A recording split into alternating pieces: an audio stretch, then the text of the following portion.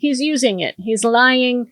He knows now that that's how it's just he a new got con. elected. Yeah. God's the new con. God's just the con. And as Michael Cohen said, it was always about the con, whatever they had to do to get whatever he wanted. You can't say a guy that wants to date his daughter is following the teachings of Jesus. You cannot say that a man... Let's clarify that.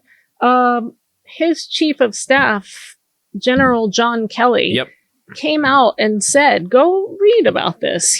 I think it was in the Wall Street Journal that Trump, do you remember this? Would speak so graphically about Ivanka's body. She's a nice piece. Called her a nice piece. In meetings, his first term, that Kelly actually said something to him, asked him to stop doing that in front of people. It's disgusting. A man who calls soldiers suckers and losers are not following the teachings of Jesus. The man who actually grabs people, sends them to a prison in a third world country, is not following the... They're not even tracking these people. I mean, the same we did with the kids. He just ended the program that Biden put in place to track the kidnapped Ukrainian children, to follow them, to have a record that they're missing, that they're in Russia, to effort to bring them home. They closed it. It's over, which is basically saying, here, Russia, keep your children. Keep trafficking these kids. Do whatever you're doing with them. The horror of it. And then there was this, one of the guys, they said he had gang tattoos. Yeah. He was a gay hairdresser. And he just had tattoos. A makeup artist. And a makeup artist. Missing. And now he's in a prison in El Salvador.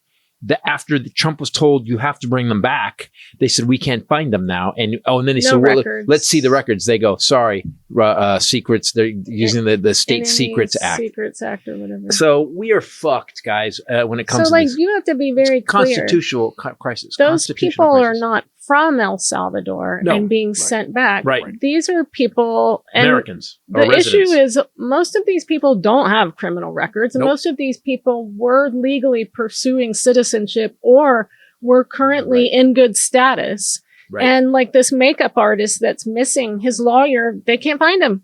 They put him on a plane, shuttle him over there to a random third world country, and beat them, shave their heads, and dump them. Humiliate them, and then dump them into a prison cell. No due process. With no due process, but no records either. No records. Remember the child separation the first time, how they didn't know where the kids went because they didn't keep records. No right to a lawyer. Yeah. No right to a lawyer. So everything that America stands for, he has violated the Constitution. We are now in a constitutional crisis. Full stop. Constitutional crisis, full stop. Then one of the judges said something really good. They go, do you understand that in World War II, the Nazis were treated better than this? Yep. And one of the Trump lawyers goes, we don't agree with the Nazi reference. Well, I know, because you guys are Nazis. I get why you don't agree with it. At least the Nazis thought they were going somewhere nice on the way. At least the Nazis had good tech, and the brown shirts showed up in brown shirts. You knew they were coming. These ICE motherfuckers are showing up in plain clothes and they're grabbing pro-Palestinian college students and just grabbing them against Columbia professor. Yeah. There's all kinds of stories coming out about like the actress that was flying back to California to update her green card and got detained for 14 days and was denied a telephone call, and no one came to speak to her about why or where or when. So just so you people know, this is what happened in World War II.